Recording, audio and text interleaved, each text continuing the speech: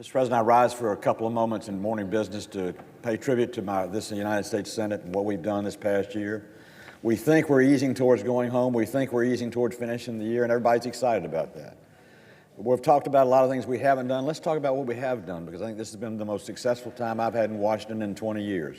As chairman of the Veterans Committee, we've had the best success we have ever had for the most important people in the country that we love, the United States of America and our military. And I want everybody to remember the four things to take home that you have done to see to it that our men and women who fight for us and keep us safe get treated the way they should every day. Number one, the VA mission bill. After a number of years when we started moving towards a way to get better appointments, better timing, and better results for our veterans, we finally came together with the VA Mission Act, which sees to it that if a veteran has health needs, he gets those needs met when he needs them, not when we find it convenient for him to get them. We find if we can't provide it in the VA, that the private sector can, that he can go to the private sector. We do everything we can to expand the accessibility to quality health care and quality results for all of our vets. Our vets are the most important assets that we have.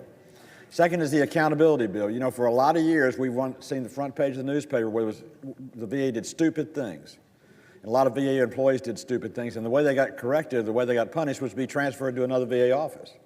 We finally passed a bill where if you don't do your job, if you hurt the people you're there to protect, meaning our vets, then you get fired and you have an appeal and it's 10 days and then you're through.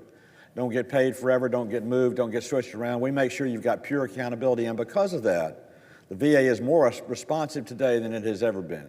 And with that, we put whistleblower protection to allow our vets who find out something's going wrong, think something's going wrong, but are afraid to say something, have the protection that everybody else does with the whistleblower laws that we pass in the United States of America, which is a very important thing for us to do.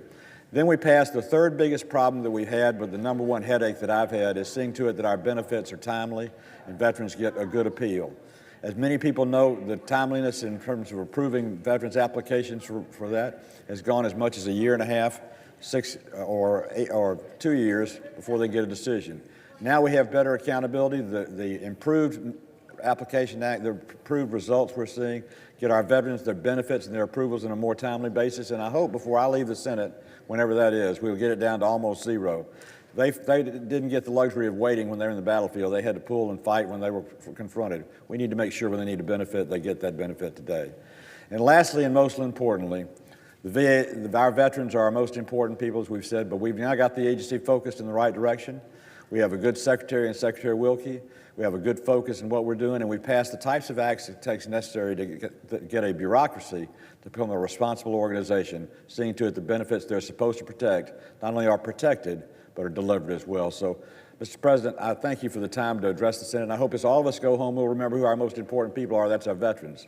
But also remember what each of you have done in passing these improvements to see to it that the GI Bill is now permanent for everybody. There are no more caps on their time.